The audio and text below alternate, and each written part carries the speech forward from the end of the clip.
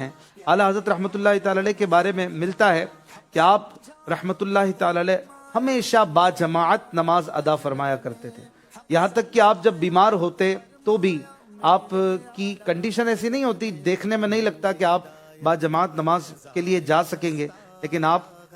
جایا کرتے تھے اور جبرن مسجد کی طرف جانے کا جو ہے وہ معاملہ رکھتے تھے، اور کسی بھی طریقے سے اپنے آپ کو مطلب اس پر پابند کیا ہوا تھا آپ نے کہ میں نے مسجد میں ہی جماعت سے نماز پڑھنی ہے۔ آپ کی وصال سے ایک سال پہلے 1920 میں 1339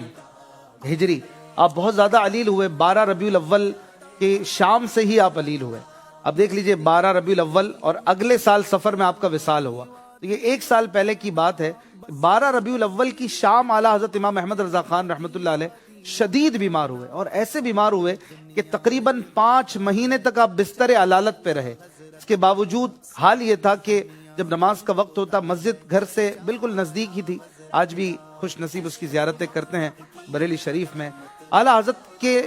کا معمول یہ تھا کہ آپ کو 4 لوگ چارپائی پر اٹھا کر یا کرسی وغیرہ پر اٹھا کر لے کر جاتے، آپ مسجد میں جا کر نماز جماعت سے ادا فرماتے۔ ایسی حالت میں بھی نماز اور وہ مسجد کی جماعت آپ نے ترک نہیں فرمائی۔ ایک بار آپ کے انگوٹھے کا آپریشن ہوا تھا اور اس میں بڑی تکلیف تھی، ڈاکٹر نے کہا تھا اگر آپ بیڈ ریسٹ کریں گے اور بیڈ ہی پر کر لیں گے، نماز وغیرہ بھی اشارے سے پڑھ لیں گے تو یہ جلدی ٹھیک ہو جائے گا، اور آپ نے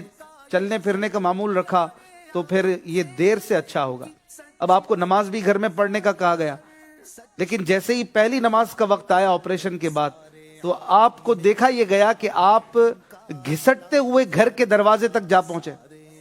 اب وہ جو کچھ عقیدت مندوں نے دیکھا کہ یہ کیا کر رہے ہیں امام اہل سنت، تو جلدی جلدی چند لوگ آپ کے قریب آئے، تو آپ نے فرمایا کہ مسجد جماعت سے نماز۔ چنانچہ پھر ایک کرسی لائی گئی، 4 حضرات نے آپ کو بٹھایا اس پر، اور پھر اعلیٰ حضرت کا یہ تقریباً 1 ماہ یا 25 دن معمول رہا کہ امام اہل سنت مسجد میں جا کر با جماعت نماز ادا فرمایا کرتے۔